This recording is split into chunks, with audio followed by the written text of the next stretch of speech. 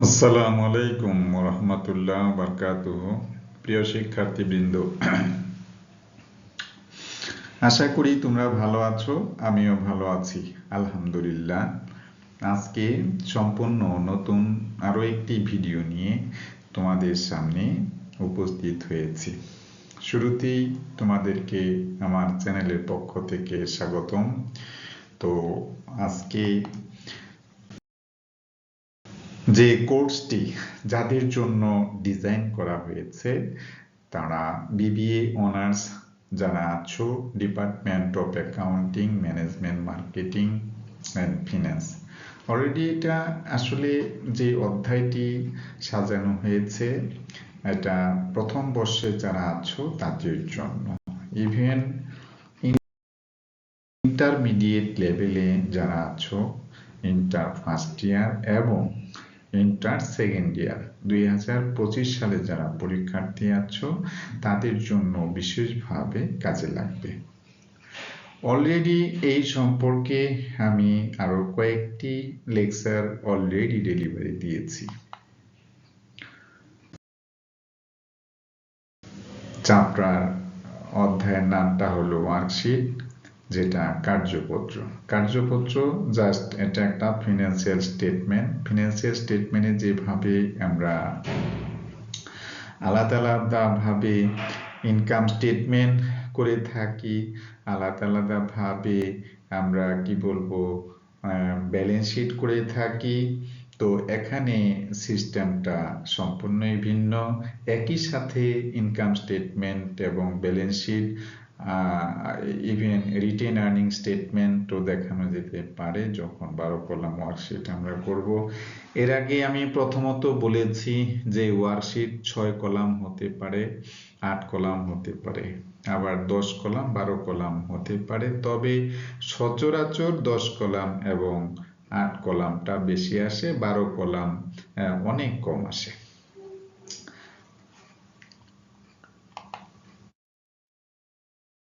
তো আজকে হচ্ছে ওয়ার্কশিটের উপরে লেকচার নাম্বার 5। এর আগে আমি আরো 4টি লেকচার অলরেডি দিয়েছি, যার মধ্যে 6 কলাম বিশিষ্ট ওয়ার্কশিট কিভাবে হয় সেটা দেখিয়েছি। তারপরে অ্যাডজাস্টিং কিভাবে করতে হয় তার দুই তিনটি লেকচার অলরেডি দিয়েছি। এখনো কিন্তু আমি বিস্তারিত পূর্ণাঙ্গ কোনো অঙ্কের মধ্যে যাইনি, কারণ যে কোনো একটা ম্যাথমেটিক্যাল প্রবলেমের মধ্যে যদি আমি প্রবেশ করতে চাই তাহলে শুরুতেই যদি হার্ডলি কোনো একটা ম্যাথমেটিক্যাল টার্ম তোমাদের সামনে উপস্থাপন করি, তোমাদের কাছে অনেক কঠিন লাগবে। সেই কথা মাথায় রেখে আমি ছোট ছোট করে লেকচারগুলো বিভক্ত করে তোমাদেরকে শেখানোর চেষ্টা করছি। তো যদি তোমরা শুরু থেকে শেষ পর্যন্ত দেখো নিশ্চয়ই উপকৃত হবে। এখানে জাস্ট একটা তোমাদের জন্য এটা কি রিকোয়েস্ট বলতে পারো, অ্যাডভাইস বললে ভুল হবে। রিকোয়েস্ট বলতে এটা আমি আমার নিজের জন্য ফিল করি। দেখো, অনেক সময় দেখা যায় যে কোনো একটা কাজ আমি আজকেই সেটা ফিনিশ করতে পারি, শেষ করতে পারি, কিন্তু না, দেখা গেল সামনে 2 দিন আমার কোনো কাজ নেই বা 5 দিন আমার কোনো কাজ নেই, তো সেই কাজটাকে আমি কি করলাম, ফেলে রাখলাম। দেখা গেল যখন আমার 5 দিন শেষ হয়ে গেল, সেই মুহূর্তে ওই কাজটা করতে আমার জন্য খুব ডিফিকাল্ট হয়ে যায়, যার কারণে তোমাদের দিনের যে কাজগুলো, দৈনিক কাজগুলো দৈনিক কমপ্লিট করার যে একটা নেচার বলতে পারো, এটা অভ্যাস বলতে পারো, সেই জিনিসটা তোমাদের ভিতরে গড়ে তুলতে হবে। আমি দেখো আমার তো অনেক স্টেজ অলরেডি বলতে হবে পার হয়ে গেছে।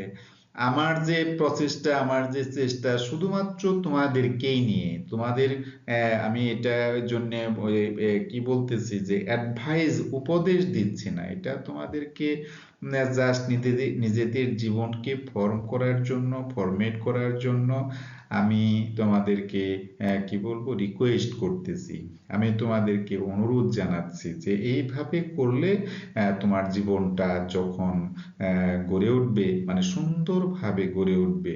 ঠিক আছে, ওই জন্য বলতে চেয়েছি যে ফিনিশ ইউর ওয়ার্ক এভরিডে, প্রতিদিনের কাজ প্রত্যেক দিন কমপ্লিট করার ট্রাই করো। Try to your work finish or try to finish your work every day। এখানে প্রত্যেক দিনে প্রতিনিয়তের কাজ প্রত্যেক দিন কমপ্লিট করলে তোমার জন্য সুবিধা হবে।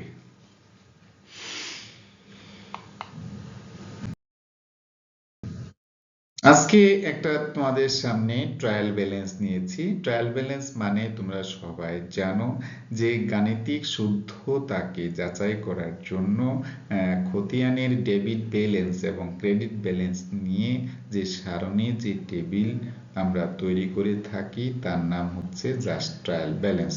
তো এই ট্রায়াল ব্যালেন্সে আমরা ডেবিট পাশে যে আইটেমগুলো বসাই সেটা হলো তোমার সকল ধরনের সম্পত্তিকে ডেবিটে নিয়ে আসি এবং সকল প্রকারের ক্ষতি যদি থাকে সেটাও ডেবিট হবে, ইভেন সকল পদের খরচগুলো ডেবিট হবে। এই জন্য ইংরেজিতে আমরা কোটেশন বলতে পারি যে all expenditure will be debited and all asset will be debited and losses will be debited. তার মানে সকল ধরনের ক্ষতি, সকল ধরনের খরচ এবং সকল ধরনের সম্পত্তি কি হবে, ডেবিট হবে। পক্ষান্তরে যদি বলতে চাই, ক্রেডিট পাশে যারা আসে সাধারণত দায়গুলো আসে, প্রাপ্তিগুলো আসে এবং মূলধন আসে, অর্থাৎ সকল ধরনের প্রাপ্তি, সকল ধরনের দায়, সকল ধরনের আয় ক্রেডিট হবে। All income, all liabilities and all received will be credit. ঠিক আছে, তো ক্যাপিটাল হচ্ছে আমরা জানি মূলধন, যিনি বিনিয়োগ করেন সেটাই হচ্ছে মূলধন। এটা হচ্ছে একটা ইন্টারনাল লায়াবিলিটি, মালিকের নিকট দায়বদ্ধ।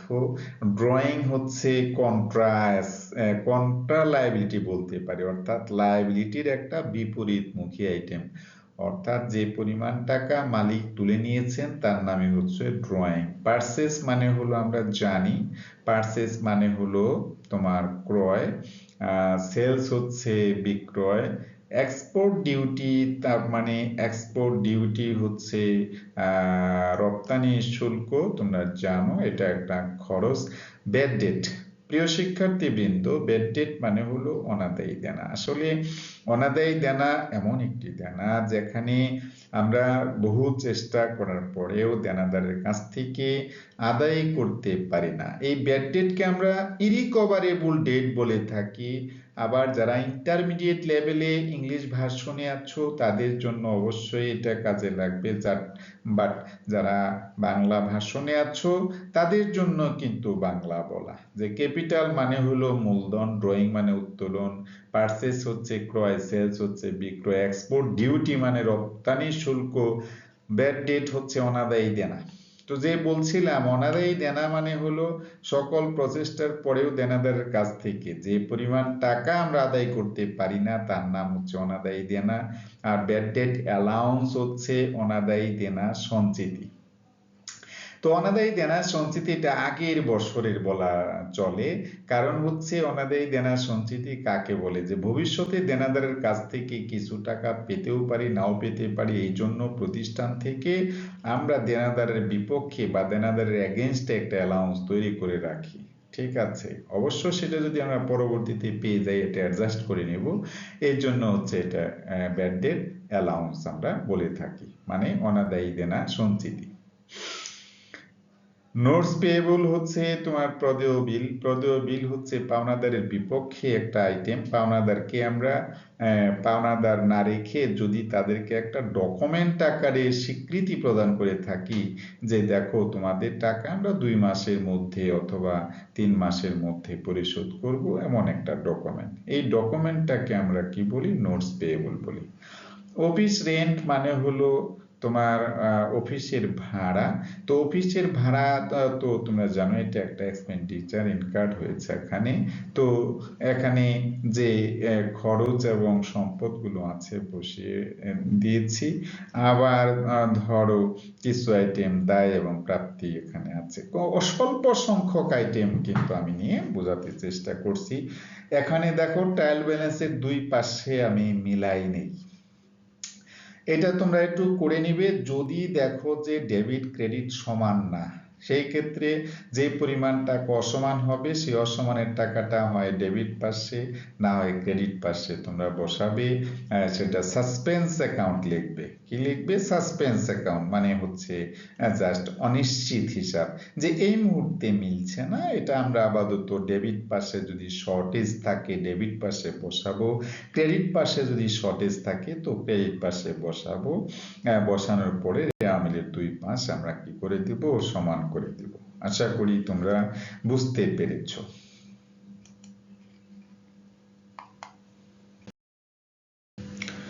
এখানে অ্যাডজাস্টমেন্ট দিয়েছি। তো অ্যাডজাস্টমেন্ট হলো, দেখো যে অ্যাডজাস্টমেন্ট আনরেকর্ডেড পারচেজ আছে ৬,০০০ টাকা, স্যালারি ডিউজ আছে ৫,০০০ টাকা। বিগত দিনেও এরকম দুটো অ্যাডজাস্টমেন্ট আমি নিয়েছিলাম। তো আনরেকর্ডেড পারচেজ মানে অলিখিত ক্রয়, আর স্যালারি ডিউজ মানে হচ্ছে স্যালারি বকেয়া। দেখি আমরা নেক্সট পেজে কি আছে। বলা আছে প্রিপেয়ার অ্যাডজাস্টিং এন্ট্রি চেয়েছে। এই যে অ্যাডজাস্টিং এন্ট্রি মানে হলো জাস্ট সমন্বয় জাবেদা। আর একটা অ্যাডজাস্টেড ট্রায়াল ব্যালেন্স করতে বলেছি। তো অ্যাডজাস্টেড ট্রায়াল ব্যালেন্স করব আমরা। এর আগে অ্যাডজাস্টিং জার্নাল কিভাবে করব গত ক্লাসেও কিন্তু আমি কিছুটা বলেছি। যে পরিমাণ টাকার পণ্য ক্রয় করা হয়েছে পারচেজ অ্যাকাউন্ট ডেবিট হবে, অ্যাকাউন্টস পেয়েবল ক্রেডিট হবে। পারচেজ মানে হচ্ছে ক্রয় করেছিলাম কিন্তু হিসাব থেকে বাদ পড়ে গিয়েছিল, এই জন্য পারচেজ ডেবিট হয়েছে। আর বাকিতে যেহেতু অ্যাডজাস্টমেন্টে ছিল ধরে নিতে হবে এটা বাকিতেই ইনকার্ড হয়েছে, এই জন্য বাকিতে ক্রয় করলে অ্যাকাউন্টস পেয়েবল হবে। নেক্সট স্যালারি আমরা যাকে এখনো দেইনি, স্যালারি অ্যাকাউন্ট ডেবিট হবে, salary payable account credit. Salary account debit মানে হলো খরচ বকেয়া, খরচের জন্য মানে অল খরচগুলাই কি হবে? ডেবিট হবে। আবার স্যালারি পেয়েবলটা ক্রেডিট হবে। তোমরা জানো খরচ যদি বকেয়া থাকে খরচ অলওয়েজ ডেবিট হবে, আর খরচের বকেয়া যা আছে সেটা ক্রেডিট হবে। তাহলে স্যালারি পেয়েবল ক্রেডিট, এটা আমি গত ক্লাসেও অলরেডি আলোচনা করেছি। ঠিক আছে, অ্যাডজাস্টিং জার্নাল তোমরা বুঝতে পারলে। এরপরে আমি কি করলাম, ওই জাস্ট ট্রায়াল ব্যালেন্স আগে যেটা ছিল সেটাই এখানে নিয়েছি। দেখো ক্যাপিটাল আছে, ড্রয়িং আছে, পারচেজ আছে। তো পারচেজের ক্ষেত্রে কি হয়েছে যে এখানে একটা আছে, এখানে একটা আছে। তো দুইটা পারচেজ আর সেলস আছে, এক্সপোর্ট ডিউটি। তার মানে ট্রায়াল ব্যালেন্স আগে যা ছিল এটা আমি আবার কি করেছি দেখো মিলিয়ে দিয়েছি। ওখানে ইয়ে ছিল আনএডজাস্টেড ছিল, এখানে মিলিয়ে দিয়েছি। তাহলে আর কোনো প্রবলেম তো নাই। ও যে ৫-৬ হাজার টাকার পণ্য কিনেছি পারচেজ ডেবিট, এই জন্য অ্যাডজাস্টমেন্টে ডেবিট হয়েছে ৬,০০০ টাকা, আর অ্যাকাউন্টস পেয়েবল ক্রেডিট হয়েছে ৬,০০০। তোমাদের বলা ছিল যে আইটেমটা তোমার রেওয়ামিলের মধ্যে থাকবে সেটা তার বরাবর লিখে দিবে, যেটা থাকবে না অ্যাডজাস্টমেন্টে চলে আসবে। তো অ্যাকাউন্টস পেয়েবলে যে ক্রেডিট হয়েছে কত? ৬,০০০ টাকা।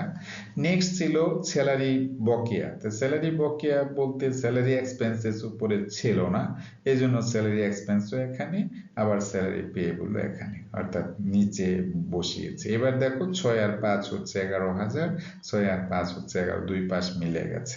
তা আমরা অ্যাডজাস্টেড ট্রায়াল ব্যালেন্স কিভাবে করব?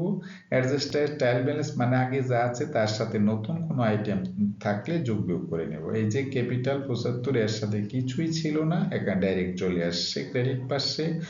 ড্রয়িং এর কিছুই ছিল না, বাট পারচেস একটু দেখো এখানে ডেবিট আছে ২,১৫,০০০, এখানে ডেবিট আছে ৬ আর ২,১৫,০০০ এলো ২,০০,০০০ কত হাজার, ২,১৫,০০০ আর ৬ এটা হলো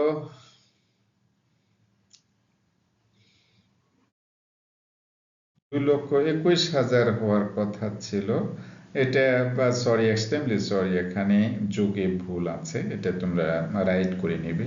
1,55,000 সেলস আছে, এখানেও 1,55,000, 3,000 আছে হলো এক্সপোর্ট ডিউটি ডেবিট, এটাও ডেবিট।